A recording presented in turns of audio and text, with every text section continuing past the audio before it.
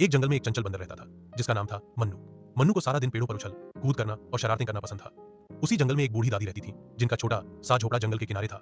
दादी बहुत दयालु थी और जंगल के जानवरों की मदद करती थी।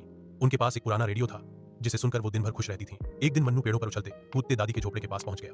उसने देखा कि दादी अपने रेडियो को ठीक करने की कोशिश कर रही थी, लेकिन रेडियो खराब हो चुका था और आवाज नहीं आ रही थी। दादी उदास थी क्योंकि रेडियो उनकी अकेलेपन का साथी था। मन्नू ने सोचा, मैं दादी की मदद करूंगा। वो तेज से जंगल में गया और अपने दोस्तों कबूतर, गिलहरी और खरगोश को बुलाया। मन्नू ने उनसे कहा, हमें दादी के लिए कुछ करना होगा, उनका रेडियो खराब हो गया है। कबूतर ने कहा, मैं पास के गांव जाकर देखता हूँ, शायद वहां कोई पुराना रेडियो मिल जाए। गिलहरी बोली, मैं कुछ फल इकट्ठा करूंगी ताकि दादी को खुश कर सके।